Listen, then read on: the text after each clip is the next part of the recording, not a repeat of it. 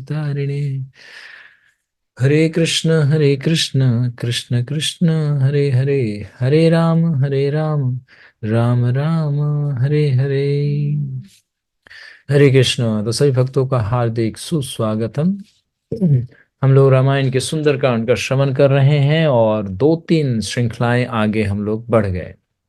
अर्थात लंका किस कठिनाई से, किस बुद्धि बल और किस साहस से, धैर्य से हनुमान जी ने इसको पार किया।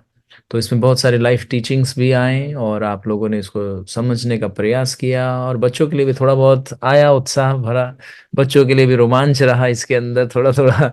बच्चे लोग अभी भी पीछे लगे हुए हैं कि थोड़ा और दिखाइए, थोड़ा और दिखाइए, थोड़ा और बताइए। तो ठीक है, यही तो हमारा उद्देश्य है कि एक छोटे से बालक के अंदर भी वही रोमांच होना चाहिए भगवान की कथा के प्रति और उनके नाम के प्रति, उनके चरित्र के प्रति, उनसे प्रेम, उनका सेवा, उनको देखने का लालसा होना चाहिए। तभी तो वो बड़ा होगा तो ढूंढेगा कि मेरे भगवान कहाँ हैं। वो हर जगह ढूंढेगा, अपने बाहर भी, अपने अंदर भी, अपने सपने में भी, अपने हर एक कार्य में। तो ऐसे ऐसे भक्त को बताइए कैसे नहीं मिलेंगे भगवान राम, कैसे नहीं मिलेंगे कृष्ण। या जौन सा स्वरूप वो चाहता है भगवान उस स्वरूप में आएंगे, चाहे वो बामन हो, नरसिंह हो, हनुमान ही क्यों ना हो। अरे भक्त, भक्त का ही दर्शन हो जाए जीवन पूर्ण है, क्योंकि भगवान के साथ ही तो भक्त रहते हैं। तो इसलिए तो ऐसी लालसा ही हम चाहते हैं आपसे। तो हम लोग तो थोड़ा थोड़ा समझते हैं, लेकिन बालकों में अभी से ये उत्पन्न हो रहा है। हमें बड़ा हमें बड़ा ही कौतूहल होता है, बड़ा ही आनंद आता है कि चलो हमारा एक सफल प्रयास है कि बच्चों में नाम के प्रति आकर्षण हो रहा है। अरे राम जी है, अरे हनुमान जी है, इनको देखना है, इनको सुनना है। तो हनुमान जी और राम जी को सुनने के लिए लालसा हो रही है। तो हम मतलब एक बालक भी बोलता है तो हमें बड़ा प्रसन्नता होता है कि चलो हमारा सेव सफल हुआ कि हनुमान जी उसके हृदय में प्रवेश कर गए। तो इसलिए ये कौतूहल अभी क्या रहेगा, जारी रहेगा। अभी हनुमान जी तो अभी गेट पे भी नहीं पहुंचे हैं, अभी तो और भी बहुत सारे इसमें रोमांच होने वाले हैं। इसलिए सुंदरकांड इतना सुंदर है। तो इसलिए अभी सुनना है सभी को और लगे रहना है। तो भक्तगण, हम अपनी कथा को आगे बढ़ाएंगे, लेकिन आप हमारा उत्साह कैसे बढ़ाएंगे तो आपको पता है। चलिए कल की समरी थोड़ा बहुत अगर आपको स्मरण है तो बताइए, हनुमान जी कौन से पर्वत पे उतरे, उनकी फर्स्ट लैंडिंग कहाँ होती है उस टापू पे, और वो कैसे आगे बढ़ते हैं, तो आप बताएंगे मुझे। कौन कौन बताएंगे? सब प्रभु जी मैं। Oh really good. बताइए, आज आपका सुस्वागतम दोबारा से करते हैं क्योंकि आज आपने साहस करके कथा को बोलने का प्रयास किया है। गुड, हाँ। बताइए।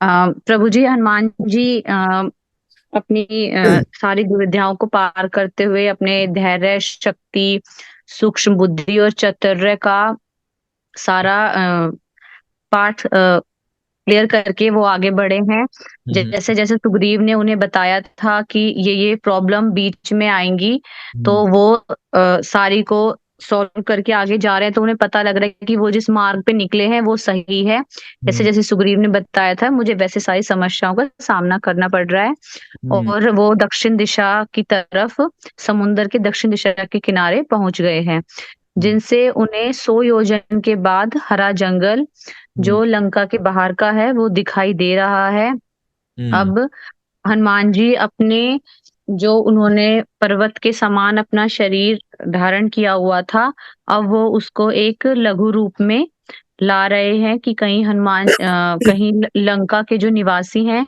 वो उन्हें एक विचित्र प्राणी ना समझें। तो हम्म जो उनके पास अष्ट सिद्धि हैं, उन उनसे वह अपने शरीर को जैसे बड़ा और छोटा कर पाते हैं। तो इससे वह एक योगी के रूप में, एक लघु रूप में वो आ गए हैं। अब हनुमान जी लंबगिरी पर्वत पर पहुंच चुके हैं प्रभु जी, वेरी जहां नाइस, से याद है आपको लंबगिरी पर्वत। यस, लंबगिरी पे वो पहला लैंडिंग होना था, वहां पे वो उतरे, वायु मार्ग से उतरे, स्पर्श किए। ओके गुड, बोलिए। हाँ जी। तो वहां के जैसे ही वो लंबगिरी पर्वत पर आए, तो वहां के फल फूल जो हैं सब वो हिलने लग गए। और बहुत से फूल जो हैं वो हनुमान जी पर गिरे और उनका स्वागत किया है। और हम्म हनुमान जी वहां के फल फूल पक्षी सबको देख रहे हैं, जो बहुत ही सुंदर लग रहे हैं। वहां पे उन्हें कमल के फूल, कुई के फूल ये सब देखने को मिले हैं। और जैसे कि वो सीता माता को जब से लाए हैं रावण, तो उन्होंने लंका का जो पहरा है वो बढ़ा भी दिया है, तो उन्हें जंगल में ही राक्षस दिखने स्टार्ट हो गए हैं। गुड, वेरी जय नाइस। श्री राम। हरि बोल। भक्त लोग उत्साह हरि बढ़ाइए, बोल। हमारे नए भक्त ने इतना सुंदर समरी दिया है। आप लोग लग रहा सो रहे हैं अभी भी, थोड़ा जाग जाइए, थोड़ा हरि बोल बोलिए, इनको उत्साह बढ़ाइए। हरे कृष्ण प्रभु। हरे बोल। हरि बोल। बोल। हरि बोल आप गुड सबको। Good good. थोड़ा लेट में हरि रिस्पॉन्स बोल आता है माता। क्योंकि हम लोग लाइव नहीं होते हैं, और हम लोग क्या है ना, हरि बोल।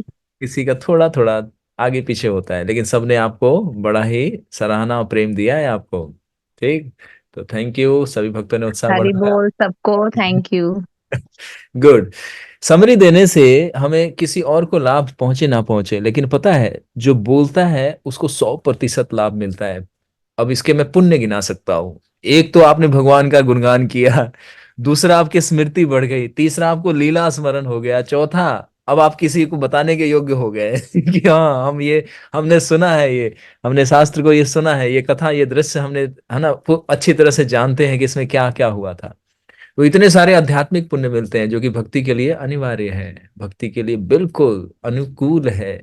भगवान का नाम लेना, भगवान का लीला स्मरण करना, उनका ना किसी भी प्रकार से, है ना, कृष्णा इज ए फायर, अग्नि के समान है। कोई दूर से देखे तो रोशनी, पास जाए तो उष्मा ताप, है ना, हर चीज, मतलब हर गुण में वो अग्नि के समान है।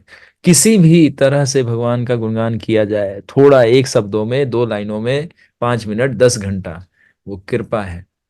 तो इसीलिए आप लोगों को एक एक दृश्य, अब बिल्कुल एक एक घटना याद है। हनुमान जी लंबगिरी पर्वत पे उतरे, तो उतरते के साथ सारे पौधे पेड़ सब हिलने लगे क्योंकि उनके वेग इतना था।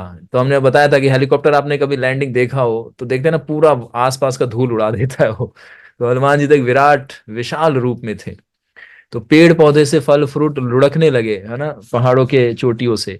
और पुष्प क्या किए, एक तरह से, मतलब ये दृश्य में लिखा नहीं, लेकिन ऐसा मानो कि वहां के पौधों और वृक्षों ने इनको क्या किया है, स्वागत किया है कि अरे रामदूत आए हैं भाई, इनको, इनका स्वागत करो।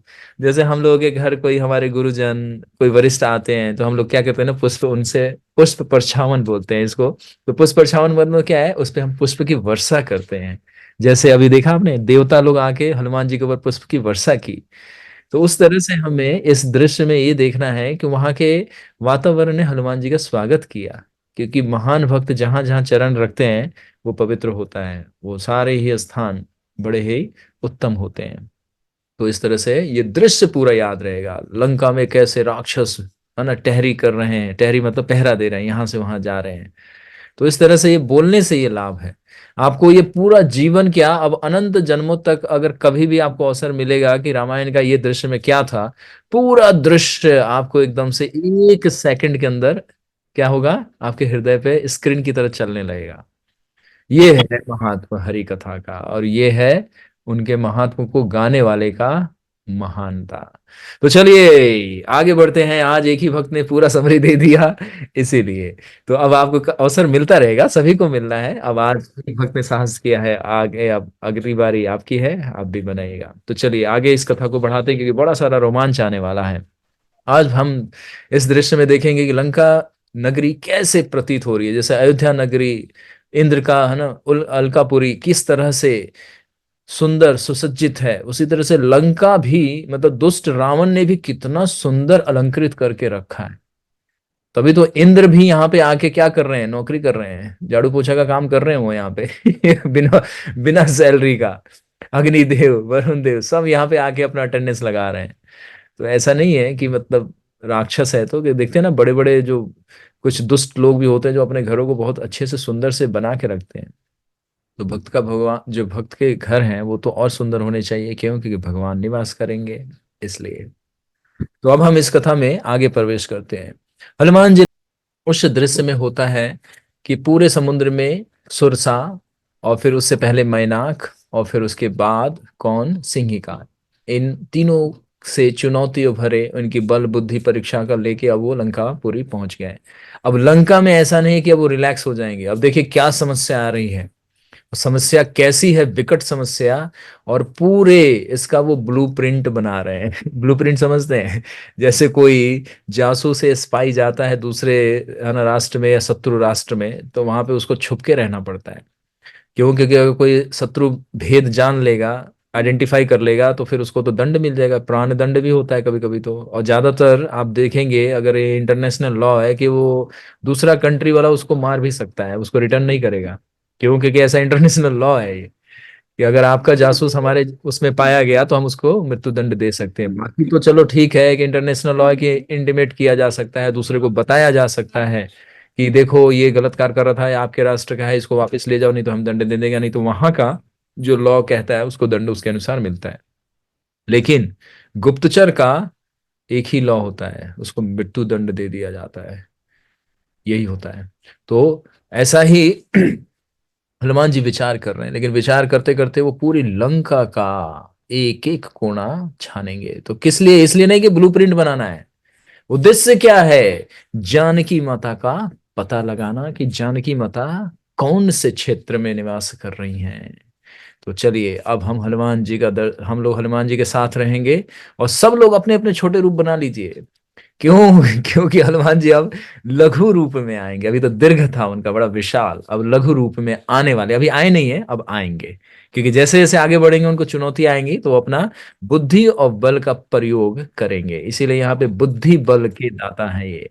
बुद्धि इतनी तेज है, हर कार्य को सेकेंडों में क्या करेंगे, पूर्ण कर लेंगे। तो इसीलिए ये सब हम लोग देखेंगे। तो कल हम लोगों ने बच्चों के साथ क्या चर्चा किया था कि डू एंड डोंट्स, तो ये दोनों चीजों को भी स्मरण रखना है। बच्चे लोग पूछ रहे हैं और भी समझ है ना, प्रश्न हैं उनके, लेकिन आगे आगे देंगे, और व्यक्तिगत रूप से जिनका जिनका है सबको मिल गया है। ठीक। तो अब हम चलते हैं आगे। सीता पर हम अनाथे रावणिम सुरक्षिताम संतादिचरिष्ये राक्षसे काम रूप भी। जब से रावण सीता को हरा कर लाया था, तब से लंका की विशेष रूप से निगरानी करने के लिए काम रूपी राक्षस लंका के चारों ओर घूम घूम कर पहरा और टहरी दिया करते थे। मतलब क्रॉस करके, जैसे देखते हैं ना, एक तो स्टैंडिंग है ना प्रोटेक्शन करते कि गार्ड एक ही जगह खड़ा रहता है, लेकिन यहाँ पे जितने हैं वो सब मूवमेंट के। रावण इतना चतुर व्यक्ति है, इतना चतुर राक्षस है वो। उसको पता है कि कुर्सी दे देंगे और बैठने की दे देंगे तो ये नींद में आ जाएंगे और गप्पे मारेंगे और क्रीड़ा करेंगे, मतलब खेलेंगे। तो इसीलिए सबको मूवमेंट बना के रखा है कि सब यहाँ से वहां लेफ्ट राइट करते रहेंगे। मतलब एक कहते हैं ना, परिंदा भी पर नहीं मार पाएगा, ऐसा है रावण का लंका नगरी। तो हनुमान जी बड़े आश्चर्यचकित हो रहे हैं उसको देख के, कि यहाँ पे तो मतलब एक छोटा सा जीव भी अंदर प्रवेश नहीं कर सकता, उसको मार देंगे ये लोग ढूंढ के, इतना टाइट सिक्योरिटी है ये। तो इस प्रकार से हनुमान जी अब लंबगिरी से अब नीचे की तरफ उतर के उस वन से अब लंका नगरी की तरफ प्रवेश कर रहे हैं, मतलब बढ़े जा रहे हैं। लंकापुरी के चारों ओर बड़ा सुंदर सोने का परकोटा खींचा हुआ था, मतलब बाउंड्री। परकोटा आप समझेंगे, बाउंड्री बहुत ऊंची थी, और ऐसा मतलब किला के समान लग रहा था चारों तरफ से। सिटी मतलब एक जैसे, आप कभी अगर जयपुर गए होंगे आप देखें ना, जब एंटर करते हैं तो उसकी वॉल पिंक कलर के दिखता है आप लोगों को। या कभी किसी फोर्ट में गए होंगे तो आप देखेंगे ना, चारों तरफ से बाउंड्री होती है। तो पहले जो हमारे है ना राजा महाराजा जो होते थे, अभी मतलब रिसेंटली युग में नहीं बात कर रहे हैं, अभी वर्तमान की बात कर रहे हैं, 200-300 साल पहले जाएं, अब जयपुर में जाएं या भारत के अन्य क्षेत्रों में जाएं, राजस्थान में जाएं, तो आपको देखे ना किला दिखेगा। तो किला में क्या होता था, ऐसा नहीं सिर्फ राजा रहते थे, वो एक छोटा सा शहर बसा लेते थे उस पूरे किले के अंदर। पद्मावती का फोर्ट देखेंगे जाके आप लोग राजस्थान में, तो दिखेगा आपको ये सब। तो उसमें 10,000, 20,000, 30,000, कभी कभी लाख लाख लोग भी है ना रहते थे उसमें, घर होते थे उसी में, खेती बाड़ी, मतलब चारों तरफ से प्रोटेक्टेड होता था वो। क्योंकि शत्रु पक्ष आक्रमण ना कर दे, और करे तो उसको बड़ा ही कठिनाई होगा। तो उस तरह से वो चारों तरफ से क्या करते हैं, बाउंड्री 40-40, 50-50 फीट, कभी कभी 100-100 फीट भी दिखता है, ये तो बाउंड्री होती है। और वो किला ऐसा नहीं है सड़क पे या समतल मैदान पे बना हुआ है, जितने मैक्सिमम जितने हैं सब माउंटेन के ऊपर बने हैं, पहाड़ों के ऊपर। अब सोचिए पहाड़ पे चढ़ना ही दुर्लभ होता है, अब बाउंड्री को ऐसे कैसे क्रॉस करेंगे। तो उसी तरह से आप परिकल्पना कीजिए एक छोटे से किला को देख के कि हनुमान हनुमान जी इस नगर में प्रवेश कर रहे हैं, तो उसकी जो दीवारें हैं वो स्वर्ण निर्मित है, सोने की दीवारें हैं। इसीलिए लंका जो नगरी थी वो सोने की थी, और सोना ही नहीं, बहुत बहुमूल्य आभूषणों से और मणियों से जड़ित था। क्योंकि कुबेर कौन है आप लोगों को पता है? देवताओं के क्या है? अकाउंटेंट है ये, खजांची, उनके ट्रेजरर है ये, सारा इन्हीं के नियंत्रण में रहता है। तो इनका स्वयं का घर होगा तो ऐसा झुग्गी झोपड़ी थोड़ी ना, शेड थोड़ी ना, प्लास्टिक के शेड या थर्माकोल के शेड बना रखे होंगे, सीमेंटेड आना इन्होंने बनाया होगा, चलो भाई महंगाई बहुत बढ़ गई। नहीं, पहले के घर वो ऐसे ही बनते थे, बड़े ही सुंदर सुसज्जित होते थे और ऊंचे ऊंचे होते थे। आजकल तो हम लोग है ना मैच बॉक्स में रहते हैं, मतलब कबूतर खाने छोटे छोटे। अब तो अंगड़ाई भी लिया जाता है, आजकल के कितने ऑफिसों में जाते हैं, गलती से अंगड़ाई ले ले तो आपका ना फॉल सीलिंग को भेद के आपका मुक्का ऊपर निकल जाएगा, सीलिंग में टच कर जाएगा। ऐसा 2-3 बार मेरे साथ घटना घटी है। हाथ ऊपर उठाया तो सीधा लग गया छत में। इतने छोटे छोटे हाइट होते जा रहे हैं, और लोगों को सफोकेशन उसमें फील होता है। 10-10 नहीं, 50-50 लोग एक ही फ्लोर पे बैठे हुए हैं, काम कर रहे हैं। ये सब क्या है? कलयुग के जीव। पहले वेंटिलेशन होता था, लोग बीमार नहीं पड़ते। बहुत सारे कारण हैं, बहुत सारे कारण है। पहले के लोग का घर का छत बहुत ऊंचा होता, तो वेंटिलेशन पूरा, एयर ऑक्सीजन आता जाता था पूरा, मतलब खुला हवादार, मतलब एयर का आना जाना बड़ा लगा रहता था।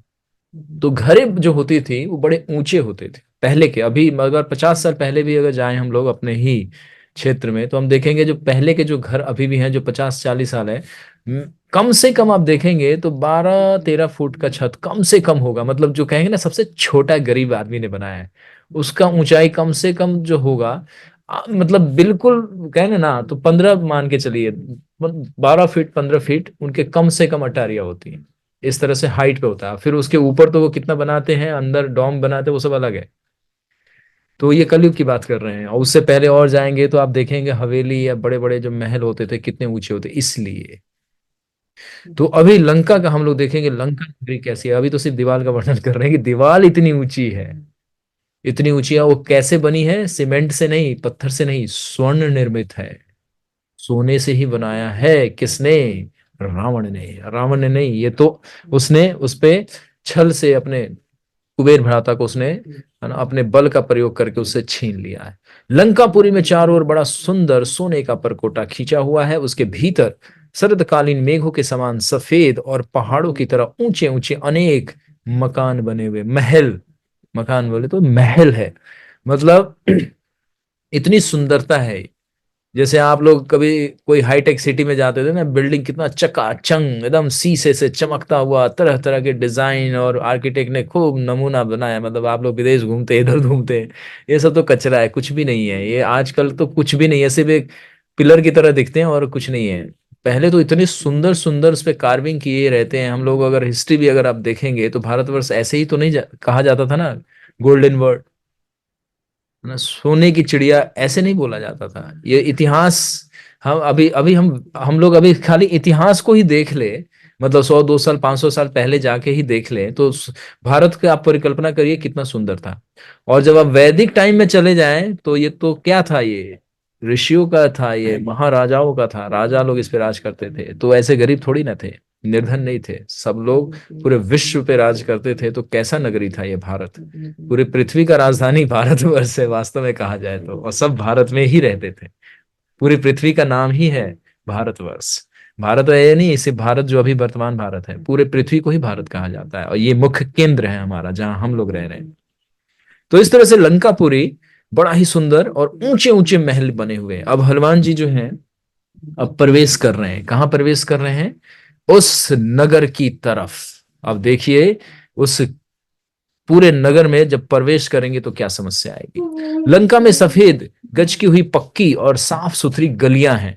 गलियां समझते? कॉरिडोर बने हुए, लंबे लंबे पैसेजेस बने हुए हैं जान चलने के लिए, और बड़े चौड़े चौड़े। आजकल तो सोसाइटी में ऐसे है कि मतलब 2 स्कूटी एक साथ जा सकता है बस। अगर कार चला गया तो उसको पार्किंग में बोला जाता है, नहीं वहीं से इधर नो एंट्री अलाउ, क्योंकि जगह ही नहीं है। कलयुग में ऐसे लैंड बैरन पड़ रहे हैं, लेकिन लोग इधर शहरों में खाली घुस घुस के एक दूसरे के ऊपर छत छत बना बना के, मतलब पहले हॉरिजॉन्टल रहते थे, वर्टिकल रह रहे हैं। आप देखते हैं ना टावर में रहते हैं हम सभी लोग, एक दूसरे के सिर पे खड़े रहते हैं। ऐसे लगता है सब एक दूसरे के सिर पे खड़े हैं। तो इस तरह से हमटी डमटी जैसे वो कार्टून होता था ना, एक दूसरे के ऊपर खड़े हो जाते थे, ऐसे बिल्डिंगों में हम लोग रहते हैं। तो ये सब कलयुग का है ना देन है और दुष्प्रभाव है। और हम लोग भी विवश हैं। क्यों? क्योंकि हम लोगों को भी अपना जीवन इसी अनुसार जीना पड़ेगा, क्योंकि जो युग कहेगा, युग का प्रभाव रहेगा, वैसा ही जीवन शैली हमारा प्रभावित होता है। तो लंका में सफेद है ना और साफ सुथरी गलियां हैं, अटारियां बनी हुई हैं, और पैसेज मतलब चलने के लिए भी बहुत चौड़ी चौड़ी गलियां बनी हुई है। ये सड़कें नहीं है, ये गलियों की बात चल रही है। मतलब दो महलों के बीच में जो गली बनी हुई है वो बता रहे हैं, बड़े चौड़े चौड़े हैं। सैकड़ों अटारियां मकान थे और जहां जगह जगह ध्वजा पताकाएं फहराई गई थी।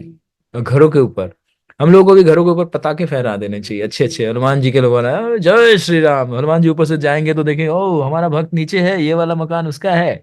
लैंडिंग करने में इजी रहेगा। हनुमान जी फिर जल्दी आ जाएंगे, विंडो पे आके बोलेंगे हाय हाउ आर यू। जेनिस बोलेंगे ओ हनुमान जी आपके बारे में हम लोग कल सुन रहे थे, आज आप आ गए। हनुमान जी आएंगे झंडा देख के कि हमारा झंडा किसने लगाया है। तो पताका, पताका वैसे शुभ लक्षण में आता है, शुभ लक्षण होता है। देखते हैं ना मंदिरों के ऊपर पताकाएं फहराई जाती हैं। तो इसका बहुत सारा शास्त्रिक और वैदिक और वैसे साइंटिफिक भी दिया जाए तो बहुत सारा इसका कारण होता है। शुभ माना जाता है, एनर्जी को स्टोर करती है। भगवान भी ऊपर से देखते हो हमारे घर का, हमारे भक्त का सुंदर घर। तो उसी तरह से यहाँ पे पताकाएं मतलब सबके महलों में ऊपर छत पे, जैसे आप द्वारका नगरी का और आप उसका वर्णन सुनेंगे, आप लोग अयोध्या नगरी का आपने सुना है वर्णन। हर एक के घर पे पताकाएं थी, गरुड़ ध्वज, ओम लिखा हुआ है ना, स्वस्तिक बना हुआ है ना, सूर्य के चिन्ह बने हुए अलंकृत, मतलब हर तरह की पताकाएं लहरा रही थी। तो कितना सुंदर लगेगा ना, पताकाएं लहरा रही होंगी तो अच्छा लगता है देखने में। तो इस तरह से हनुमान जी दूर से ये दृष्टि देख रहे हैं। जैसे हम बता रहे थे ना कल के, जब हम सिटी में एंटर करते हैं तो हम अभी तो मेन सेंटर में नहीं गए होते, लेकिन दूर से हमें बिल्डिंगें दिखने लगती है, तो हमें कुछ बिल्डिंग आइडेंटिफाई हो जाता है। अच्छा ये उस कंपनी का बिल्डिंग दिख रहा है, अच्छा ये वो फैक्ट्री है, उसकी वो गुंबद दिख रहा है, मुझे चिमनी दिख रही है। ऐसा दिखने लगता है ना आप लोगों को। तो हनुमान जी उसी तरह से इस दृश्य को देखते हुए आगे बढ़ते जा रहे हैं। वहां चमचमाती हुई सोने की लताकार रेखा जैसे रंग बिरंगे बंदरवारे दिख पड़ते, घंटियां और तरह तरह के ट्रायंगल में बने हुए, षटकोण बने हुए सबके दरवाजों पे लटके हुए। वो स्वर्ण है, स्वर्ण निर्मित है, सोने का यानी प्लास्टिक का। आजकल लोग आर्टिफिशियल सब कुछ लगाते हैं, गोल्ड ऐसे गोल्ड जैसा दिखता है लेकिन होता प्लास्टिक है, कागज है वो सब। लेकिन यहाँ पे बंदरवारे मतलब लटकन झालरें लगी हुई हैं और तरह तरह के कार्विंग किए हुए हैं उसके ऊपर। हनुमान जी ने देवताओं की अमरावती के पुरी की तरह सुंदर सजी हुई इस लंका की शोभा को देखते हुए आगे बढ़ रहे हैं। हनुमान जी देख रहे हैं कि भाई ये इंद्र की तरह, ये तो अलकापुरी क्या है, इंद्र का राजधानी है अलकापुरी, है ना। स्वर्ग लोक में एक सिटी है अलकापुरी जहां इंद्र रहते हैं, उनके सिटी का नाम है अलकापुरी। तो हनुमान जी कह रहे हैं कि भाई ये तो बिल्कुल इंद्र जैसा लग रहा है, बिल्कुल बिल्कुल ऐसा ही। शोभा युक्त हनुमान जी ने त्रिकुटाचल पर्वत पर बसी हुई असंख्य सफेद रंग के सुंदर मनोहर भवनों से युक्त आकाश स्पर्शी लंकापुरी को देखा। अब देखिए आकाश स्पर्शी, ऐसा नहीं कि पहले के लोगों को साइंस ही नहीं पता था बिल्डिंग कैसे बनेगी। आज ये लोग बुर्ज खलीफा 102 3 बना के खुश होते हैं। ये कुछ नहीं है, खिलौने माचिस के डिब्बियां हैं ये सब। आज पहले के जो भवन होते थे आकाश चुंबी, मतलब देवता लोग भी अपने प्लेन को कहते थे थोड़ा साइड से लेना, उनका कहीं किनारा ना स्पर्श कर जाए। इतने लंबे लंबे पहले भी बिल्डिंगें थी, ऐसी नहीं आज ही बिल्डिंगें बन रही है। अब आप लोग देखिए, इसका प्रमाण दे रहे हैं आपको। आप लोग अगर जगन्नाथपुरी कभी गए हैं, हमारे श्री जगन्नाथ भगवान का मंदिर देखेंगे, आप बताइए पहले कोई जेसीबी या कोई क्रेन होते थे क्या सतयुग के समय में? तो ये इतना ऊपर और वन पीस है ये सारा। एक एक ऐसा नहीं कि एक एक टुकड़ा ईंट का जो ब्रिक हम लोगों के घरों में बनता है, दो दो 8 इंच 8 इंच और 6 इंच का, ऐसा नहीं है। बड़े बड़े शिलाएं हैं ये, बड़े बड़े चट्टान हैं ये। कैसे वो 170 फीट 200 फीट कैसे ऊपर उठाया होगा इसको? हाथों से या धागा बांध के खींचा होगा या क्रेन लगाया होगा। पहले जेसीबी मशीन होता होगा ना, विदेश से बुलाया अमेरिका से, चलो भाई जगन्नाथ जी का मंदिर बनाना है। ये सब विज्ञान हमारे हैं, सब हमारे वेदों में ये सब वर्णित है। कि इतने बड़े बड़े शिलाओं को कैसे ऊपर उठाया जाए, और उठाते थे, हाथी सब सारे कार्य में लाते थे। तो पहले के भवन ऐसे नहीं थे माचिस की डिब्बी की तरह। पहले भी बिल्डिंगें बहुत लंबी लंबी होती, महल उसको बोलते थे। जो बिल्डिंग आज आप लोग बोलते हैं वो तो कबूतर खाना माचिस की डिब्बी की तरह दिखता है दूर से, लेकिन ऐसे नहीं है। महल मतलब सिर्फ 3 या 4 ही फ्लोर होगा, लेकिन उसकी आज की अगर आप लोग परिकल्पना करके भी देखें तो 300-400 फीट मान के चलिए। ऐसे ऐसे महल, है ना, ऐसे ऐसे महल बनते हैं। आप राजाओं के भी, मैंने इसलिए तो बोला कि 500 साल पहले ही चले जाइए तो आप देखेंगे ना, इतने इतने ऊंचे। वृंदावन में 2-3 देव, हमारे गोविंद देव जी का मंदिर है जो अब, है ना, मुगलों ने उसको तोड़ दिया, 2-3 फ्लोर गिरा दिए। फिर भी 3 फ्लोर है तो कितना, कम से कम नीचे से आपको 60-70 फीट दिखता है ना। अब उसके ऊपर 3 और मल्टीप्लाई कीजिए तो कितना गया, 150-200 फीट गया ना। तो ये तो अभी मुश्किल से अभी आपको ये राजाओं ने बनवा के गए थे 200-300 साल पहले। अब सोचिए उससे पहले कितने बड़े बड़े महल होंगे, कंस का महल कितना बड़ा होगा। तो ये सब वेदों से हमें, ये सब हमें, इसीलिए हमें अपनी सभ्यता अपनी संस्कृति को पहले समझना चाहिए, पहले, तब हम दुनिया को देखें कि क्या है। हम अपना तो देखते नहीं, दूसरे को देख के उससे आकर्षित हो जाते हैं और उसका गुणगान गाने देखिए, देखो वो कितना हाईटेक है, वो कितना है। अरे हमारा ही सब कुछ है वो, यही कल्चर हर जगह फैला हुआ है। तो हमें अपने इन शास्त्रों को पढ़ के, हमें अपने कल्चर को पहले, हमें चैरिटी बिगिन फ्रॉम होम कहते हैं ना, हमें बच्चों को यही शिक्षा देना चाहिए कि भगवान कौन है, हम कौन है, हमारा संबंध क्या है, हम लक्ष्य क्या है हमारे जीवन का। सबको अभी से ही 5 इयर्स के होते के साथ बच्चों को सब ज्ञान देना चाहिए, तो उनको पता रहेगा कि हम किस, है ना, कल्ट से आ रहे हैं, और किस, हमारा धरती क्या है, हमारा भगवान क्या है, और मानवता क्या है। ह्यूमन बींग तब एक दूसरे को प्रेम करेंगे, नहीं तो वही लड़ते रहेंगे, मैं कौन आप कौन। तो ये कहने का बात है, हम अगल अलग विषय पे जा रहे हैं, वापस आते हैं। हम ये कह रहे हैं कि यहाँ पे छोटे छोटे कबूतर खाने नहीं बने हैं। हनुमान जी अपनी दृष्टि से देख रहे हैं, और सभी लोग अगर सूक्ष्म रूप में हैं हनुमान जी के साथ, तो आप पूरा लंका को देखिए कैसे सुसज्जित है ये। बड़े बड़े लंकापुरी में बड़े बड़े महल दिख पड़ रहे हैं, उनके भीतर जो ऊंचे ऊंचे भवन खड़े थे, उनको देखने से ऐसा जान पड़ता था मानो वो आकाश में उड़ने जा रहे हो। मतलब ऐसा लग रॉकेट की तरह कि अब वो आकाश को छू लेगा। तो अब आपको पता चल रहा है, अर्थात हनुमान जी सिर को ऐसे ऊपर करके देख रहे हैं, 90 के एंगल पे बना के देख रहे हैं कि भाई ये क्या दिख रहा है, इतने ऊंचे ऊंचे महल। और ये सब कौन रहे, ये सब असुरों के महल हैं, असुर लोग रह रहे हैं इसके अंदर। मन सेवा कृतम लंका निर्मितम विश्वकर्मणा, द्वारम उत्तरमा सध्यम चिंतये मासम बानरा। इस प्रकार की लंकापुरी को विश्वकर्मा ने बड़े मन से, अर्थात अपने जी, अर्थात हृदय लगाकर बनाया है। अब सोचिए, विश्वकर्मा, एक जैसे मान लीजिए वर्ल्ड का सबसे फेमस आर्किटेक्ट आपको आपको अपॉइंट करना है, और आपको उसको हिस्ट्री बताया जाए कि भैया इसने इस कंट्री में ये बिल्डिंग बनाया, इसने ये पैलेस बनाया, इसने ये बनाया, इसने ये बनाया, इसने ये बनाया। आप कहेंगे हाँ ये सब तो मैं जानता हूँ, बहुत ही ब्यूटीफुल, बहुत ही स्ट्रांग और बहुत ही अट्रैक्टिव है। अब आप उस व्यक्ति को बोले कि सुनो, ये जितना देखा ये सब बकवास लगना चाहिए, जो मेरा घर बनाओगे ना वो ऐसा होना चाहिए, यूनिक होना चाहिए, पूरे विश्व में ऐसा होना चाहिए कि वो कोई दूसरा बना ना पाए। तो उस तरह से विश्वकर्मा, जो कि पूरे, बताया जाता है कि हर जितने भी आप टेक्नोलॉजी देखते हैं इस मटेरियल वर्ल्ड में, विश्वकर्मा जी उसके प्रोप्राइटर, उनके पेटेंट राइट सब उन्हीं के हैं। जो भी मशीनरी देखते हैं या जो भी आप बिल्डिंग का जो भी देखते हैं, ये सब विश्वकर्मा जी। इसलिए विश्वकर्मा जी के एक दिन, हमने बताया, वर्ष में एक दिन पूजा किया जाता है। फैक्ट्री वाले जो टूल चलाते हैं, जो भी बिजनेस करते हैं, वो सब इनकी आराधना करते हैं। क्यों? क्योंकि ये उसको, हर चीज को मैनिफेस्ट करवाते हैं। भगवान के जो भी कार्य होते हैं, जो बिल्डिंग बनानी है, कोई स्ट्रक्चर बनाना है, तो विश्वकर्मा जी को टेंडर दिया जाता है, चलो भाई आप आ जाओ, आपकी कंपनी बनाएगी। तो सोचिए, कुबेर जो कि अलकापुरी में रह रहे हैं, तो उन्होंने कुछ तो अपना दिमाग लगाया होगा कि इंद्र से थोड़ा सा तो डिफर होगा भाई, थोड़ा सा अलग दिखना चाहिए और थोड़ा अट्रैक्टिव दिखना चाहिए। तो अब जब यहाँ पे बताया जा रहा है कि लंकापुरी को विश्वकर्मा ने बड़े अपने मन से बनाया था, क्योंकि किसको खुश करना था। कभी कभी होता है ना, हमारे अपने कोई टेक्नीशियन होते हैं, तो हम उनसे कहते हैं कि ये आप अपना काम समझ के करना इसको। जैसे होता है ना, भक्त लोग कहते हैं कि ये आप अपना समझिए, मेरा नहीं, अब अपना कीजिए, दिल लगा के इसको कीजिए। तो विश्वकर्मा जी ने लंकापुरी का पूरा क्या बनाया था, नक्शा बनाया था और इन्होंने ही सारे डायरेक्शन दिए थे। तब सोचिए विश्वकर्मा जी जो देवताओं के भवन निर्माण करते हैं, और भगवान सुधर्मा सभा जो कि द्वारका में स्थापित है और जो कि वास्तव में इंद्र के पास भी है, हाँ, जिसका बहुत सुंदर वर्णन आएगा तो कृष्ण लीला में बताएंगे, उसकी रचना भी किसने की? विश्वकर्मा ने। तो ऐसे आर्किटेक्ट को जब मन लगा के बनाना है तो अब आप परिकल्पना कीजिए, सब मैंने उदाहरण क्यों दिया कि अब आप सोचिए लंकापुरी कितना सुंदर दिख रहा होगा। मेरे में इतना सामर्थ्य नहीं है कि उसकी सुंदरता को वर्णन कर पाऊं। राक्षस का महल है लेकिन फिर भी क्योंकि भक्त है वहां, और माता सीता है, और वो एक पहले किसका था? एक देवता अर्थात कुबेर का वो राजधानी था, कुबेर का निवास स्थान था।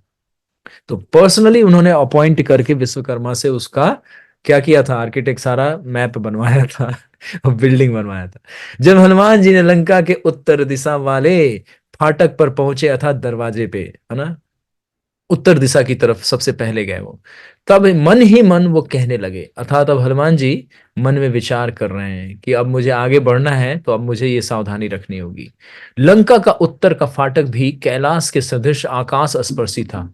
अब उसके भी दरवाजे बड़े ही बड़े थे। जैसे आप किसी फोर्ट में जाते हैं तो देखते हैं ना, करीब करीब 60 70 या 80 80 फीट के तो दरवाजे होते हैं। आज भी आप किसी फोर्ट में जाएंगे राजस्थान, तो कम से कम छोटा दरवाजा भी दिखेगा ना, तो कम से कम 35 40 50 फीट का दिखेगा। इतना तो हम भी मतलब थोड़ा बहुत भ्रमण करके देख चुके हैं। तो आप लोग सोचिए कि ये तो लंकापुरी है, तो आकाश गगन चुंबी दरवाजे ही इतने हैं कि उसमें चढ़ ही नहीं पाएगा। तो हनुमान जी वही सोच रहे हैं कि जंप भी मेरा छोटा मोटा, अगर सेना आई तो जंप मारेगी तो नीचे गिर जाएगी ऊपर उछल नहीं पाएगी, कैसे अंदर प्रवेश करेंगे? तो हनुमान जी सारा दृश्य देखते हुए आगे बढ़े। तो उत्तर दिशा में जो फाटक है वो कैलाश पर्वत के समान बता रहे हैं। अर्थात कैलाश से तुलना करने का मतलब ऊंचाई के बारे में बता रहे हैं कि उसका बहुत ऊंचा है, सदृश आकाश स्पर्शी है। ऐसा जान पड़ता है मानो उसके ऊंचे ऊंचे मकान आकाश का सहारा बन रहे हैं। मतलब जैसे पिलर होते हैं ना, कोई छत है या उसका, वो हम तो आकाश का सहारा बनते हैं। तो उसी तरह से यहाँ पे ये जो है दरवाजा, ये ऐसा मानो कि आकाश का ये सहारा बना हुआ है। हनुमान जी मन ही मन कहने लगे, इस प्रकार भोगवतीपुरी नागों से भरी है, उसी प्रकार यह लंका भी राक्षसों से भरी है। भोगवतीपुरी पाताल लोक में जो यहाँ पे नाग लोक है, उसकी राजधानी का नाम है भोगवतपुरी, है ना, भोगवतीपुरी, जहां से सुरसा आई थी। याद है आपको? उनका नाम भी दिया गया था ना, भोगवतीपुरी की रानी। अर्थात वहां पे वो निवास करती हैं, नागों की माता है ना, तो वहां की तो क्वीन वही हुई। तो भोगवतीपुरी जैसे नागों से भरी हुई है, उसी तरह से लंकापुरी जो है ये असुरों से, तरह तरह के, अभी वर्णन आएगा, हनुमान जी बताएंगे आपको कैसे कैसे राक्षस दिखेंगे, टेढ़े मेढ़े मोटे खोटे, पेट निकला हुआ, हाथ ऐसे, है ना, 3 सिर वाले, 10 सिर वाले, विचित्र विचित्र के दिखेंगे आपको। हनुमान जी ने देखा कि लंका की भली भांति रक्षा तो समुद्र ही कर रहा है। साथ ही हनुमान जी ने यह भी सोचा कि रावण भी एक महाभयंकर शत्रु है।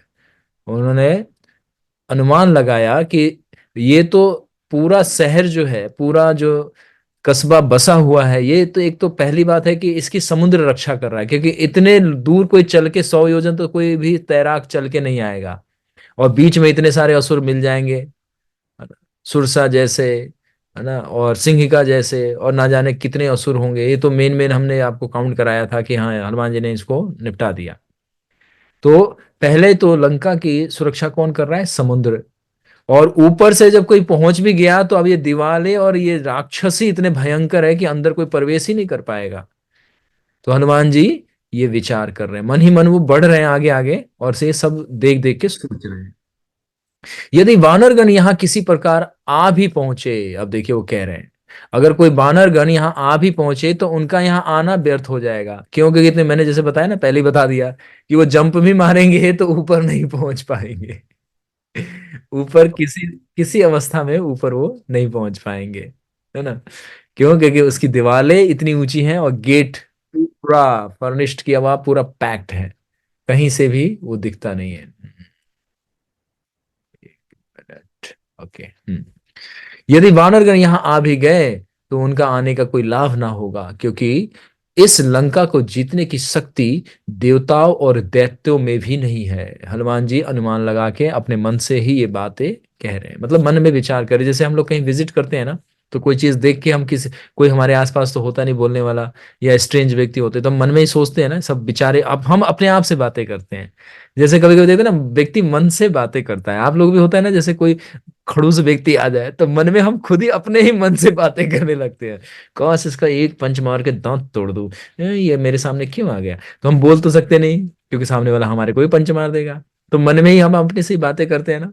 तो ये वैसे दृश्य समझिए, हनुमान जी अपने ही मन से बातें कर रहे हैं, मतलब वो अनुमान लगा रहे हैं और कह रहे हैं अपने से ही कि भाई यहाँ पे अगर आ भी गए तो ये लोग कैसे शत्रु पे विजय पाएंगे।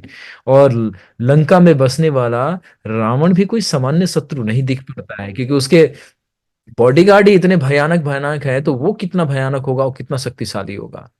इमा तो निपमम दुर्गम लंका रावण पालिताम प्राप्यामापि स महाबाहु किम करिष्यति राघवा। रावण पालित इस विकट दुर्गम लंका में श्री रामचंद्र जी यदि आ भी गए तो वो कहीं नहीं जा सकेंगे।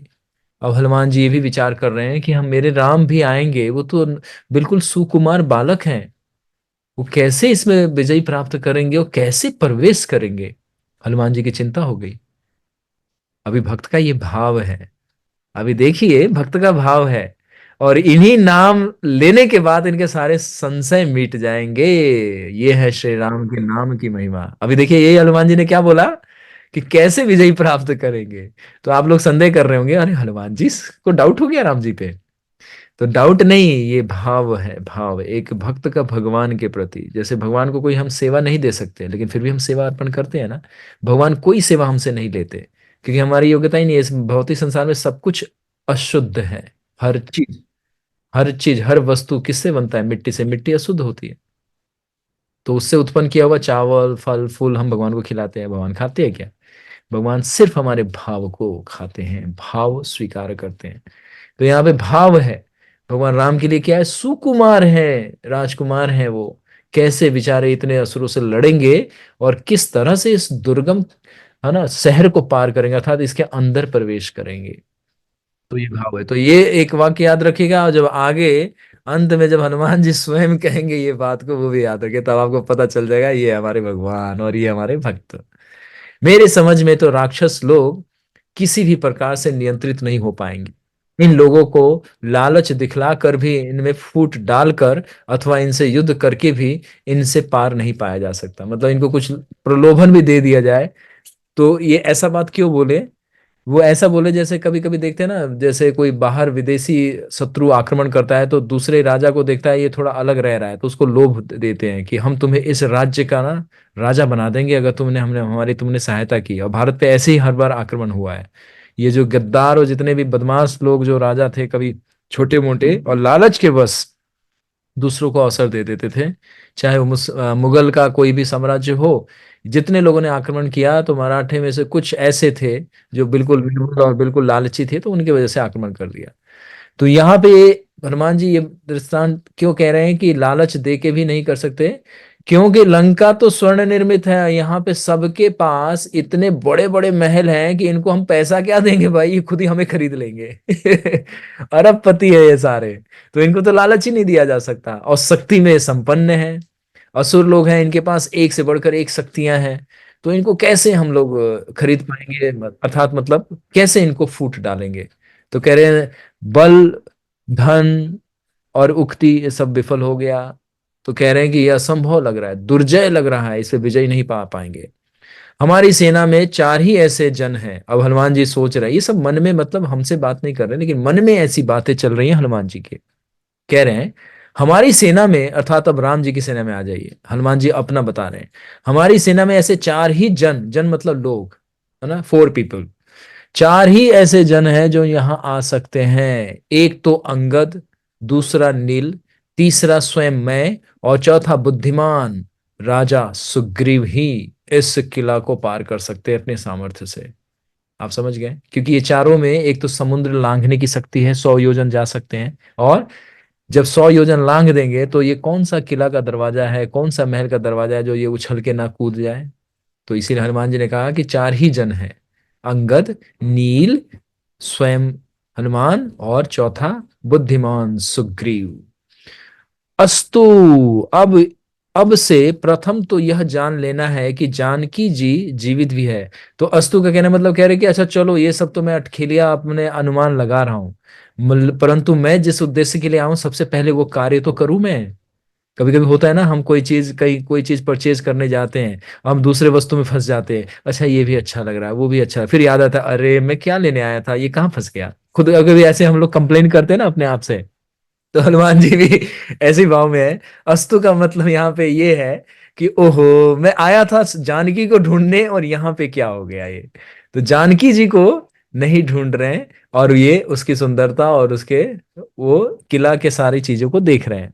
तो अब क्या है, अब हनुमान जी कह रहे हैं कि मुझे सबसे पहले ये पता करना है किसी तरह से कि जानकी जीवित है।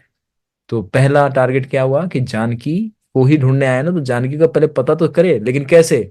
अब ये तो नहीं पूछे वो किसी टेढ़े मेढ़े दांत वाले से, है ना, एक्सक्यूज मी राक्षस भैया जरा बताइए यहाँ पे सुख वाटिका कहाँ है ना, जानकी को आपने देखा है क्या। तो कहेगा तू बंदर हमसे पूछता है आप बताते हैं। ऐसा तो हो हाँ। सकता है ना, शांति से बिल्कुल गुप्त रूप से पता करना है। तो हनुमान जी किसी से व्हाट्सएप पे तो पूछ नहीं सकते हैं, किसी से नहीं बात कर सकते हैं। तो आगे बढ़ रहे हैं हनुमान जी, और मन में सबसे पहले संकल्प क्या रहे हैं कि सबसे पहले ये पता करना है कि इस दिवस में जानकी जीवित भी है या रावण ने उसको मार दिया। मैं प्रथम जानकी का संदेश अर्थात उनकी खबर लूंगा, अर्थात उनके बारे में मैं पता लगाऊंगा। तो ये सबसे मेरा पहला कार्य है। तदम तम चिंतयामासं मुहूर्ताय किंग कपि कुंजरा गरिशृंगाय स्थितम अस्ति स्मता रामस्याय अभ्युदये रता। तदंतर श्री रामचंद्र जी के हित में रथ कपि श्रेष्ठ हनुमान जी पर्वत के शिखर पर बैठे हुए मुहूर्त भर तक मन ही मन ये सोचने लगे। अब जो ऊंचे स्थान पे चढ़ के वो कुछ देर सोचने लगे कि अब मैं करूं तो क्या करूं, कैसे इसके अंदर प्रवेश करूं। जैसे कोई कॉम्प्लिकेशंस आते हैं तो थोड़ी देर के लिए हम लोग रुक जाते हैं ना, और वास्तव में जब समस्या आए और जब उसका कोई निदान ना मिले तो उसमें कूद नहीं जाना चाहिए, थोड़ा पीछे हट के बुद्धिमान व्यक्ति उस समस्या का थोड़ा मनन करता है कि इसको कैसे हैंडल किया जाए और कैसे। तो देखिए यहीं पे बुद्धि बल का प्रयोग कर रहे हैं ना। अब ये तो नहीं है कि घूसा है, हनुमान जी ने उठाया गदा और दरवाजे पे मारा हुआ है, कौन है अंदर, आजा बाहर देख लूं मैं अभी। हनुमान जी आए हैं पता ही नहीं है किसी को, अभी एक गदा मारूंगा सर तोड़ दूंगा, आजा। हनुमान जी उत्पात नहीं मचाना चाहते। हनुमान जी शांति प्रिय हैं, बड़े अपनी सजगता से पहले तो एक शत्रु के क्षेत्र में है, तो बहुत ही प्रेम से बहुत बुद्धि का अपना प्रयोग करके वो विचार कर रहे हैं कि इसमें प्रवेश कैसे पाऊं कि किसी को पता भी ना लगे और मेरा कार्य सिद्ध हो जाए। तो सबसे पहले तो पता लगाना है सीता मैया कहाँ है। तो विचार करने वो ऊंची शिखर पे बैठ गए, है ना, यहाँ पे वर्णन है, हम अपने में उनसे नहीं बता रहे। मन ही मन वो विचार करने लगे, अब मन में सोचने लगे। तो देखिए बुद्धिमता यहाँ प्रकट हो रही है ना, हनुमान जी ने, है ना, अपने जोश में होश नहीं खो दे, अपने विवेक का प्रयोग शक्ति कर रहे हैं। तो इसलिए जब कोई समस्या आए तो सोच समझ के थोड़ा सा उसको निपटाना चाहिए। उन्होंने सोचा कि बलवान तथा क्रूर स्वभाव राक्षसों द्वारा रक्षित लंका में मैं अपने इस रूप से प्रवेश नहीं कर सकता। अब वो समझ लिए कि कोई भी ऐसा कोना मुझे दिखाई नहीं दिया कि जहां से वो प्रवेश कर पाए, अर्थात हनुमान जी अपने सामान्य आकृति में है अभी। तो अब वो सोच रहे हैं कि अब मैं क्या करूं। तभी जानकी जी का पता लगाने के लिए इन सब महाबली और महापराक्रमी राक्षसों को, है ना, छल पूर्वक अंदर प्रवेश करना ही उचित है। तो उनके मन में एक ट्यूबलाइट, जैसे बच्चों को, है ना, एग्जाम के समय में देखते हैं ना एक ट्यूबलाइट जलता है टन। तो ट्यूबलाइट जलने का मतलब क्या है, बच्चे बहुत देर से पेन से सर को खुजा रहे होते हैं कि इसका आंसर क्या था, मैं कल रात को ही तो पढ़ रहा था, सुबह आते वक्त ब्रेकफास्ट करते वक्त भी ओहो बस में आ रहा था तो याद था लेकिन अभी भूल गया। फिर एकदम से याद आता है ओह टन, उसी को बोलते हैं बत्ती, बत्ती जलना। जब याद आता है ना तो बत्ती कहते हैं ना, इसकी बत्ती जल गई। बत्ती जल गई मतलब मेमोरी वापस आ गई, लॉस्ट मेमोरी वापस आ गई। तो हनुमान जी भी ऐसे ही सोच रहे हैं। एक उक्ति उपाय आया, उक्ति क्या आया मतलब उनको एक आइडिया आया। उन्होंने सोचा कि इस रूप में रहूंगा तो मुझे नहीं प्रवेश मिलेगा, तो उन्होंने सूक्ष्म रूप धर लिया। अब जो विशाल विराट बानर है वो एक बिल्कुल सूक्ष्म रूप में छोटे बानर के वेश में आएंगे। अतः मुझे रात के समय, अब दूसरा सोच रहे, अब देखिए पूरी प्लानिंग कर रहे हैं, रात्रि के समय इस रूप में जिसे कोई देख ना पाए मैं लंका में प्रवेश करना मेरा उचित रहेगा, क्योंकि इतना बड़ा कार्य बिना ऐसे किए ये पूर्ण सिद्ध नहीं होगा। क्योंकि बुद्धि का प्रयोग नहीं करेंगे तो ये सिद्ध नहीं होगा। कभी कभी बल नहीं, बुद्धि से कार्य करना पड़ता है। इसलिए लंका में यहाँ प्रवेश करने के लिए हनुमान जी ने क्या किया, इसीलिए बल और बुद्धि का ही बार बार चर्चा हो रहा है। इसीलिए सुरसा ने क्या कहा था कि तुम बल और बुद्धि में बिल्कुल अजय रहोगे। जहां बुद्धि का प्रयोग होगा वहां बुद्धि लगा लोगे, और जहां बल होगा पूरा बल लगा लोगे। तो दो आशीर्वाद दिए थे, बल बुद्धि में तो सदैव विजयी रहोगे। इसीलिए बल की आराधना करने तो बच्चों को, है ना, ये फिल्म स्टार के पोस्टर नहीं लग देना चाहिए, नरसिंह भगवान का पिक्चर दे देना चाहिए, ये लो अब देखो हमारे भगवान कितने पावरफुल हैं। हनुमान जी का पिक्चर दे देना, ये लगाओ अपने रूम में। भगवान हनुमान जी के जितने एप्स और पैक्स निकले हैं, किसी के है क्या? कोई नहीं है। जितनी कॉपी पेस्ट करते हैं सब हनुमान जी का ही कॉपी पेस्ट करते हैं बदमाश लोग, जितने रेसलर हैं ये। तो फिल्म स्टार का नहीं, हनुमान जी को शक्ति के रूप में, है ना, आराधना किया जा सकता है।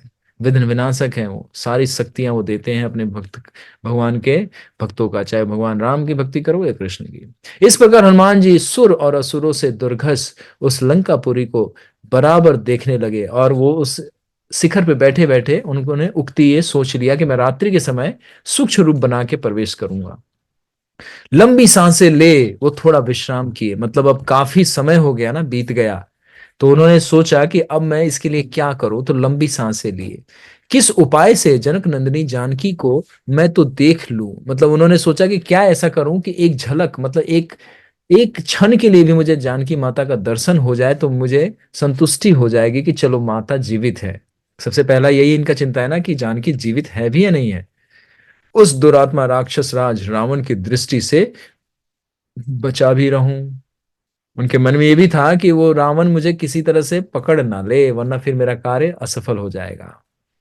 तीनों लोकों में प्रसिद्ध श्री रामचंद्र जी का कार्य किस प्रकार मैं सिद्ध करूं जिससे कार्य बिगड़ने ना पावे। अब ये उत्तरदायित्व तो होता है कि जब शिष्य अपने गुरु का कार्य ले, भगवान का कोई कार्य ले जिम्मेदारी का, तो बड़ी बुद्धिमता से, चतुरता से उस कार्य को करना चाहिए।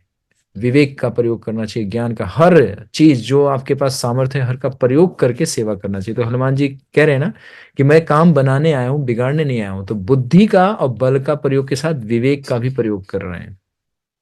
तो कह रहे हैं ना कि कोई काम बिगड़ ना जाए, मतलब मैं यहाँ पे आया हूं अपने स्वामी की सेवा के लिए। तो मैं अकेला एकांत में जानकी को एक बार मैं देखना चाहता हूं, मतलब माता का दर्शन करने के लिए उनके मन में विचार है कि मैं कहीं से कोई उपाय करके उनको देख लूं एक बार, बस एक बार मैसेज मिल जाए मुझे कि हाँ यहाँ है, तो मैं माता से बात कर लूंगा। देश और काल के प्रतिकूल कार्य करने वाला और कादर दुत बने बनाए कार्य को उसी प्रकार नष्ट कर देता है जिस प्रकार सूर्य अंधकार को। कर्तव्य कर्ता कर्ता कर्तव्य कर्ता के विषय में निश्चित कर लेने पर भी, कर्ता कर्तव्य का मतलब समझ रहे हैं, जो व्यक्ति का कर्तव्य, जो ड्यूटी है उसको एग्जीक्यूट करने से पहले पूरा उसको समझ लेना, तो इसको बोलते हैं कर्तव्य कर्तव्य के विषय में निश्चित कर लेने पर भी ऐसे दूत के कारण कार्य की सिद्धि नहीं होती, क्योंकि वे अपनी बुद्धि मानव के अभिमान के कार्य को न बनाकर उन्हें बिगाड़ डालते हैं। अब यहाँ पे दो चीजों को समझना है कि जैसे कोई व्यक्ति ओवर कॉन्फिडेंस हो जाता है, जैसे कहते हैं ना किसी किसी चीजों में अरे ये तो चुटकी बजाते कर लेंगे, लेकिन वास्तविकता बहुत दूर होती है। तो हनुमान जी के पास बुद्धि भी है और बल भी है, तो ये आत्म अहंकार में नहीं आ रहे हैं कि मैं तो कर ही लूंगा, मैं आया हूं तो मैं करके जाऊंगा। तो कभी कभी अहंकार के वश देखते हैं ना, छोटी सी मिस्टेक से कभी कभी बड़ा नुकसान हो जाता है। अगर जैसे मिलिट्री वाले अपने ऊपर सीनियर का ऑर्डर ना फॉलो करें तो देखते हैं ना, क्योंकि ऊपर वाले उनको अनुभव होता है युद्ध का, लड़ने का, ऑपरेशन करने का, उनको सब कुछ पता रहता है कहाँ पे क्या कैसे करना है, क्योंकि वो लोग पूर्व काल में ये सारे कार्य कर चुके हैं, तो उनको पता है। तो वो अनुभव के आधार पे कमांड देते हैं और उसको फॉलो करते हैं। उसी में कोई कहे सर आपको नहीं पता, मैं अपने टैलेंट से इसको देखो सॉल्व करता हूँ, और जैसे ही आगे गया हरी बोल हो गया, एक गोली चली फिनिश। तो हनुमान जी यही कह रहे हैं कि मैं अपने स्वामी का अच्छे से करूं, और कोई व्यक्ति अपने अहंकार में आके कोई कार्य करता है तो वो समूल नष्ट हो जाता है, अपने स्वामी का भी अहित नहीं कर पाता, अर्थात वो बुद्धि का प्रयोग नहीं करता। तो हनुमान जी कह रहे हैं कि मैं बुद्धि का प्रयोग सही कर पाऊं। तो करता, कभी बुद्धि का प्रयोग करके देखते ना, बिगड़े हुए काम को भी संभाल लिया जाता है, और कभी कभी बिगड़ा काम, मतलब अच्छा काम हो रहा है वो और बिगड़ जाता है। तो इसीलिए हनुमान जी ने बुद्धि का यहाँ पे परिचय दिया। तो हनुमान जी अच्छे से सोच विचार कर रहे हैं हर कार्य को करने से पहले। अतः अब किस समय में यह कार्य कर लूं जिससे ना तो कार्य कार्य ही बिगड़े और ना मुझे कोई कादरता आवे। कादरता मतलब मुझे कोई अभिमान ना आ जाए मेरे अंदर कि देखो मैंने ये कार्य किया। ये बहुत महत्वपूर्ण तत्व है। कार्य करते वक्त कभी कभी मैंने ये बहुत कुछ कर दिया, मैंने ये कर दिया, मैंने वो कर दिया, नहीं, ये भाव नहीं होना। फिर वो भाव, वो सिर्फ कार्य रह जाएगा, सेवा भाव चला जाएगा। तो हनुमान जी में ये है कि मुझ में कादरता था, मुझ में अभिमान ना आ जाए, प्राइड ना आ जाए कि मैं ये कार्य करने आया हूं, मैं कर ही लूंगा। हमेशा विनम्र, हमेशा प्रार्थना का मूड। तो हनुमान जी में यही विशेषता है, हमेशा हनुमान जी राम जी को स्मरण करते रहते हैं। प्रयुक्त मेरा समुद्र फांदना व्यर्थ भी हो सकता है। मतलब इतने मुश्किल से 100 योजन कूद के आए हैं, तो कह रहे हैं कि अगर मैंने थोड़ी से अपनी अहंकार या अपनी बुद्धि का प्रयोग नहीं किया तो ये सारा व्यर्थ हो जाएगा। त्रिभुवन विख्यात श्री रामचंद्र जी रावण को दंड देना चाहते हैं। अतः यदि राक्षस ने मुझे देख लिया तो श्री रामचंद्र जी का यह कार्य भी विफल हो जाएगा। भगवान राम ने कहा था ना, मैं दुष्ट रावण को दंड अवश्य दूंगा। उसने सिर्फ मेरी भार्या का नहीं, अनंत स्त्रियों का भी हरण किया है। जैसे हमने बताया आपको, रावण के, है ना, उनका जब एंट्री हुआ था तो हमने बताया था कि गंधर्व की कन्याओं को चुरा चुरा के उसने लाया हुआ है। अभी दिखेंगे, अभी यहाँ पे दिखेंगे। राक्षसों से छिपकर यहाँ पर कोई भी नहीं रह सकता। तो हनुमान जी ये भी विचार कर रहे हैं कि ये लंका ऐसा गार्डेड है राक्षसों से कि कोई इसमें प्रवेश नहीं कर सकता, कोई अंदर रह भी नहीं पाएगा ज्यादा समय तक। यहां तक कि राक्षसों का अथवा अन्य किसी का रूप धारण करने पर भी राक्षस से छुटकारा नहीं हो पाएगा, क्योंकि सबके पास माया भी है, वो एक दूसरे को पहचान लेंगे। मैं तो समझता हूं कि वायु भी यहां पर गुप्त रूप से नहीं रह सकता, क्योंकि बलवान राक्षस से तो कोई बात छिप ही नहीं सकती। हनुमान जी ऐसा मन में विचार कर रहे हैं। यदि मैं अपने असली रूप में यहां ठहरा रहा तो केवल कार्य नहीं स्वामी का कार्य नष्ट ना होगा, बल्कि मैं भी मारा जाऊंगा। अर्थात ये इनका कहने का अर्थ है, हनुमान जी ये कह रहे हैं कि यदि मैं इसी रूप में ठहरा रहा तो ना तो मैं अपने स्वामी का कोई कार्य सिद्ध कर पाऊंगा और मेरा प्राण भी चला जाएगा। तो ये हनुमान जी विचार कर रहे हैं। अतः मैं अपने शरीर को बहुत ही सूक्ष्म अर्थात छोटा बनाकर श्री रामचंद्र जी के कार्य के लिए रात्रि के समय में लंका में प्रवेश करूंगा। तो हनुमान जी ने डिसाइड कर लिया कि अब मैं छोटा रूप धारण करूंगा और रात्रि के समय में, क्योंकि रात्रि में थोड़ा तमोगुण होता है ना, सब लोग निद्रा ले रहे होते हैं, है ना। अभी जैसे कथा सुनते सुनते कुछ लोग सुटक जाते हैं, ऐसे थोड़े साइड में हो जाते हैं और फिर आंख में ओहो क्लास खत्म हो गया, जब होता है हरि बोल श्री श्री सीताराम लक्ष्मण भक्त हनुमान की जय, तो ओहो क्लास चल रहा था क्या, ऐसा होता है। तो असुर लोग रात्रि में लुढ़क जाते हैं, सो जाते हैं। तो हनुमान जी ने इसलिए विचार किया कि रात्रि में थोड़ा दृश्य कम होगा, अर्थात मैं दिखूंगा नहीं ज्यादा। इस अत्यंत दुर्घट रावण की राजधानी लंकापुरी में रात के समय प्रवेश करना ही उचित है, और प्रवेश करके मैं इस लंका में सीता माता का अवश्य पता लगा लूंगा। इस प्रकार अपने मन में निश्चय कर जानकी को देखने की अभिलाषा से वो अत्यधिक उत्सुक हुए। अब मतलब उनमें उत्साह भी बढ़ा। कार्य करते वक्त उत्साह रहना चाहिए, वरना वो फिर कार्य बोर हो जाता है ना। अगर एनर्जेटिक फील करते रहेंगे तो हर कार्य में आपको थोड़ा, सबसे अच्छा उदाहरण क्या होता है कि जपा करते हो, अगर जपा में आपका मन स्थिर है और उत्साह से जपा करते हैं तो देखते हैं ना मन लगता है, नहीं तो फिर क्या है, निद्रा आ जाती है। निद्रा देवी कहती है हरि बोल सो जा मेरे मुन्ने, सो जा मेरे लाल, सो जा मेरी बालिके, सो जा, तो सुला देती है। तो उत्साह से कार्य करने में सफलता। तो उत्साह इनमें अब आ गया कि चलो जानकी माता का दर्शन होगा मुझे रात्रि के समय। इस अत्यंत दुर्घट रावण की राजधानी लंकापुरी में रात्रि के समय ही प्रवेश करना उचित है, जिससे मैं सीता माता का पता लगा लूं।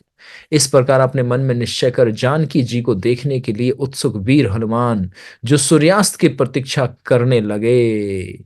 जब सूर्य अस्तांचलगामी हुए तब हनुमान जी ने अपने शरीर को बिल्ली के समान छोटा और देखने में विस्मय उत्पादक बनाई। वीरवर हनुमान जी तुरंत परकोटा फांद कर उस रमणीय सुंदर राजमार्ग में ऊपर की तरफ लंकापुरी में उछले और प्रवेश किए। उछले प्रवेश किए मतलब अब जो उस शिखर पे थे वहां से उन्होंने बहुत छोटा रूप बना लिया, बिल्ली के समान। बिल्ली देखते हैं ना आप लोग, छोटा, म्याऊ, पीछे नहीं देखना है, बिल्ली उधर नहीं है, इधर ही है, बिल्ली इधर ही है। तो बिल्ली कैसे होती है, छोटी, बिल्कुल इतनी गोद में उठा सकते हैं। हनुमान जी जब पर्वताकार थे, बिल्ली के समान। जैसे अब वर्तमान में आप लोग समझे कि जो आजकल जो बानर देखते हैं ना, ब्राउन कलर के छोटे बंदर जिसको कहते हैं हम लोग, ये तो अलग ही प्रजाति है। वास्तव में तो जो लंगूर और जो बड़े बड़े विशाल होते हैं वो हनुमान जी की सेना में थे। तो हनुमान जी ने बिल्ली की आकृति के समान एक छोटा सा रूप धारण किया और धारण करके वहां से उछले। और जब उछले तो नीचे कहाँ आए और कहाँ गए, ये अब हम कल श्रवण करेंगे और कल देखेंगे इस मुख्य द्वार की पहरी कौन है, वो कौन है जिसके दांत तोड़ेंगे कल हनुमान जी। तो इस कथा को अब हम लोग कल सुनेंगे। हरि बोल। तो अब आप लोगों की बारी। अब आपका जिज्ञासा है, कोई प्रश्न है या कोई आपका संदेह है तो पूछिए। इस कथा को हम कल और रोमांच के साथ श्रवण करेंगे। बताइए भक्तगण, किसी को कोई प्रश्न है? प्रभु जी मेरे को तो और सुनना था। ओहो, तो कल होमवर्क करके स्कूल भी तो जाना है और अभी 9 बज गया है, तो क्या करा जाए आज इतना प्रभु ही। जी हाँ जी। कल मैं छुट्टी ले रही हूँ स्कूल की। नहीं लेना है, हनुमान जी कहेंगे नहीं, होमवर्क भी पूरा रखना है। फिर राम जी आपका देखेंगे मार्कशीट तो फिर क्या कहेंगे, ये बच्ची एक काम को छोड़ के दूसरा काम करती। थोड़ा थोड़ा सब करना है। आपको अच्छा लग रहा है ना, हनुमान जी का कथा अच्छा लगता है? हाँ प्रभु जी। हाँ, तो आप सुनना, रोज सुनाएंगे ना आपको थोड़ा थोड़ा, सारे ड्यूटीज भी तो पूरे करने हैं ना। कल भी सुनेंगे, इसीलिए कोई संदेह नहीं है।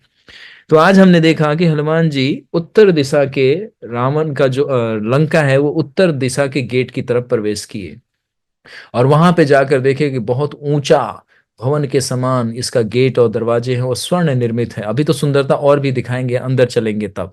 तो अभी बाहर से उन्होंने थोड़े दूर शिखर पे खड़े होकर देखा कि गलियां जो हैं, पैसेज जहां से महलों के बीच से निकल के जाने का रास्ता है, वो सब बड़ी चौड़े और बड़े सुंदर सुंदर। ऊपर कौन कौन से पक्षी हैं अंदर खेल रहे हैं तालाबों में, किस तरह के प्राणी हैं और किस तरह से यहाँ पे जानवर भी हैं, राक्षस विचित्र विचित्र के हैं। तो ये सब देख के वो थोड़े से अब धैर्य से ये सोच रहे हैं कि मैं इस रूप में गया तो संभव नहीं हो पाएगा। तो हनुमान जी ने अपने आकृति को छोटा किया और बुद्धि और धैर्य से सब साहस को रखते हुए उन्होंने एक बिल्ली का रूप धारण किया। अर्थात बिल्ली नहीं बन गए, बिल्ली के साइज, मान लीजिए बिल्ली की आकृति। बिल्ली कितनी छोटी होती है ना। तो हनुमान जी, इसलिए मैंने बोला कि आजकल के जो बंदर दिखते हैं वो वाला आकृति समझ लीजिए। हनुमान जी ने वो आकृति बनाया और अब उस शिखर से नीचे की तरफ कूद गए। अब जब कूदेंगे, अब वो कहाँ पे आगे गिरेंगे और कौन सा दरवाजा है वहां पे, कौन सी राक्षसनी है जिसका दांत तोड़ेंगे तो हम ये कल आपको बताएंगे। आज के लिए इतना ही विराम। आप सबका विशेष धन्यवाद। आप सभी लोगों को भगवान श्री राम की पूरी कृपा हो, हनुमान जी की पूरी रक्षा प्राप्त हो और आप लोगों की हमें कृपा और हमारे को आशीर्वाद प्राप्त हो, ऐसी अभिलाषा रखते हैं। तो आज के लिए इतना, कल मिलेंगे हम सभी लोग। चलिए अब सभी लोग विश्राम कीजिए। श्री श्री सीताराम लक्ष्मण भक्त हनुमान की जय, श्री श्री राधा श्याम सुंदर की जय, श्री महर्षि वाल्मीकि जी की जय, समस्त आचार्य भक्त वृंद की जय, श्रीला प्रभुपाद की जय। Thank you very much. Hari बोल। हरे कृष्ण प्रभु जी। हरे कृष्ण प्रभु जी, दंड प्रणाम, हरे धन्यवाद। कृष्ण प्रभु जी, हरे दंडवत कृष्ण प्रणाम। प्रभु जी। हरि बोल। हरि बोल। हरे कृष्ण।